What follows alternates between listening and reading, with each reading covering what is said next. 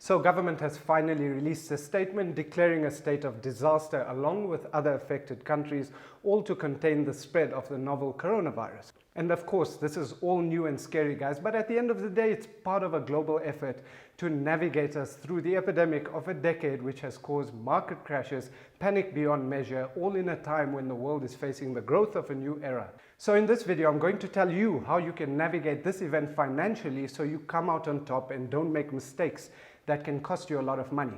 I'll be going through the crash, what you can do if you're young, if you're old, if you have a business or freelance, what you should be doing if you are giving financial advice, opportunities to save, as well as how you should be thinking and acting overall. So stay to the end of this video. How to navigate this crash, up next.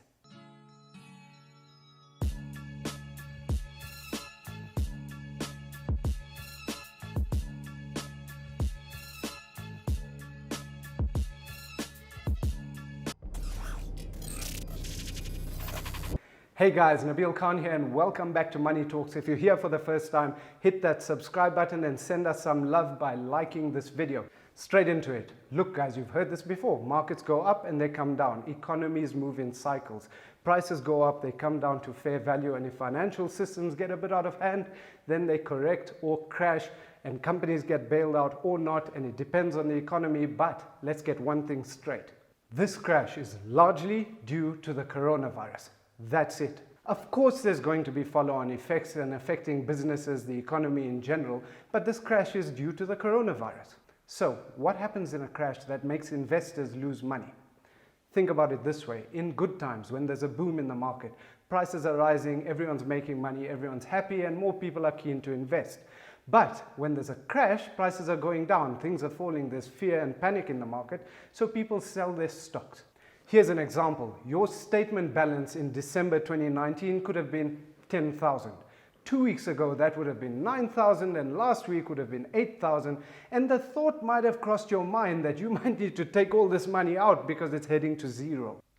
But before you do that, think about it like this. These are shares. And if I give you one share and you give me $100, and tomorrow the market goes down to $50, what do you have? No. Not $50, you have one share, you're holding it. And next month, if you buy $100 worth of shares, you'll get 2 shares. So how much do you have if the market goes up to $150 a share? Exactly guys, you will have 3 shares and you will only realize the loss or gain if you sell those shares. So what should you be doing? Let's talk about what you should be doing as a young person. What do you have going for you right now? You have time and you have the ability to accumulate a large amount of money in that time. You're also in the growth phase of your wealth and you're probably going to see a lot more crashes in your lifetime. So you should be investing.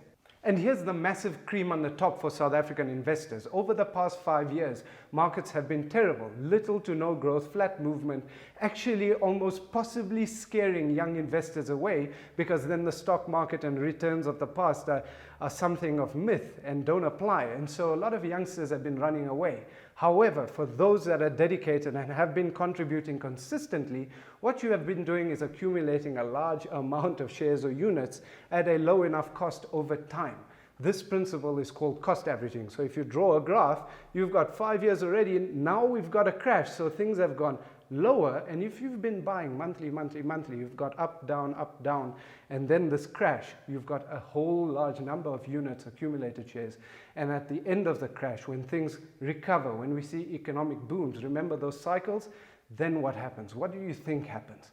A large amount of growth, a large amount of opportunity taken over a longer period of time, guys. This is such an opportunity because never has there been such a long downturn in the market, such a long time frame where you could buy cheap enough shares. But you get the point, we don't have to draw a graph. And this could be the story you tell 10 years from now about how South Africa was in bad times. The markets were down, you started investing, and everybody told you to get out and consider all sorts of other things, but you understood the plan, the logic, you did your research, and you came out with the biggest reward. So let's talk about older people. What should you guys be doing? Well, firstly, here's the thing, guys. If you're approaching retirement and it's coming close, you should have already had a timed strategic approach to your investments from 5 years till retirement, 3 years till retirement, slowly reducing the risk and positioning your investments, your nest egg, for the retirement years to come. But if you've missed that boat and you've taken a knock and you're kind of thinking, you're probably facing a lot of conflicting viewpoints right now, from should I sell now, should I switch funds, should I take advantage of the crash, how much, to what extent, thoughts like these. But largely the basic answer for now, because of the uncertainty, is hold on for now. Now, before you go on saying this guy gave me direct advice and I did this and putting it in, no, I'm talking to a camera, guys. Think about it logically though. Let's unpack it. If this crash is directly related to this virus, at what point do we contain this? Do we prevail as human beings and see a recovery in the market? However, if you choose to switch into a safe fund right now, you literally run the risk of locking in that loss in switching to a safer fund. On top of that, let's say you submit an instruction to switch this week. And let's look at last week to this week. Markets dropped an additional 5-6%. So it takes actual time to process the switch of funds to a safer fund, and no one is in control. You can't phone your advisor. You can't say, hey, but the data submitted it. It was this amount of money. There's just too much risk and too much uncertainty right now. So hold on. So what else should you be doing? Well, you should be taking account of your emergency funds and preparing for the effect of the lockdowns that are happening right now and how it's going to affect your industry. And this applies to everyone, guys, because I've been getting a lot of comments, questions saying, should I invest? Should I put this extra money that I have? Should I buy Sasol? Should I take money out of my bond and put it into Sasol? Because surely it's going to recover. Guys, think about it. This is affecting your industry. What happens if you're forced to take unpaid leave for a month, 2 months? What happens if you lose your income? Are you prepared? So what you should be doing is assessing your financial plan before asking questions like that, because it is specific to you, your industry, what possibly could happen. So in your financial plan, draw out the scenarios. What if I get laid off? What if I need or lose my income? What if I need to self-quarantine for a period of time? Can I afford to continue to run my life? And look at your financial plan for multiple scenarios before you start going left or right decisions on these things. So let's talk about businesses. Look, just like individuals, logically, a business needs to have emergency reserves and a financial plan. But there's a direct difference between what we're seeing today that we've never experienced before and actually having an emergency plan through taking it actual practice through an emergency situation. And businesses currently are facing a lot of tough decisions and they're experiencing loss of revenue. For example, if you're a freelance business or a freelancer in general and you run your business as a person, let's look at a South African stunt company. What happens now that borders are closed, productions are postponed? It means work is going to run dry. What happens if you're a catering company? What happens if you're an events company? Events are being cancelled left, right, and center. How are you going to survive? Look, guys, it's a tough one. And at the end of the day, I think it's important to go back to basics. Go back to the budget of the company, look at the reserves, look at money coming in versus money out, and try understand that this is a rare occasion. It is an emergency. Everyone is in this together. So as a company, as leaders in your company, try open up to the employees, try explore the concept of laying it out as it is and explaining to them that this is the situation and trying to work out together a solution to all of this. Open up to ideas to innovate. Guys, I had a few discussions this morning with companies that already are seeing a loss in revenue, events being cancelled and so on. And we had a session where we explored additional ways to stay productive, additional ways to create new services and offerings within the time that we have, that we're experiencing right now. And there was amazing positive feedback. After all, at the end of the day, we do have this additional time on our hands, so use it productively and think out the box, because what you can see possibly through this and after this is a new way of doing business. Businesses should also be recording all the data of these times internally on employee behavior and productivity, as well as externally on consumer behavior, because after this has passed, there will be some very interesting data that could continue to cut costs and increase revenue and might be the solution to lasting the next decade. For entrepreneurs, guys, team needs you. There's so many problems out there currently in this epidemic, in this crash. It's your time to shine and solve problems and create real value. For financial advisors, it is our duty, guys.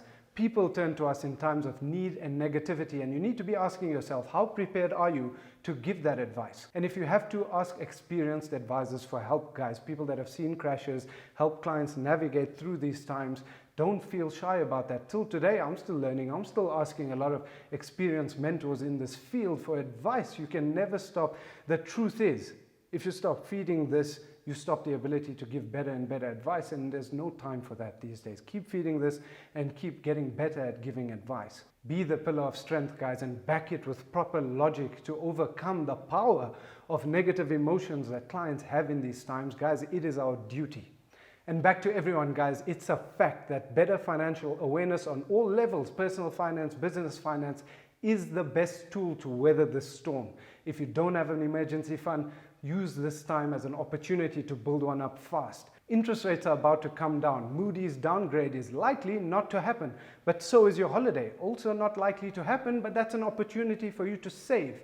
Petrol prices are about to come down. And you're probably going to be traveling less if you're working from home, which is another opportunity to save more money. Guys, the point of this video, like every video on this channel, is to help you guys, to teach you the how-to with money in your journey to living your life on your own terms. And overall, we all need to take responsibility and think long-term, think sustainably, think selflessly, and think logically. And on that note, thanks for watching, guys. I hope you enjoyed this video. Please share this video to help one more person, to help as many people. If this video can spread like the virus itself, guys, it's about perspective, building your understanding and becoming resilient, better up here and acting with purpose in your life. And let me know what you thought about this video in the comments below. Hit that like button, smash that subscribe button, and I'll catch you guys in the next one.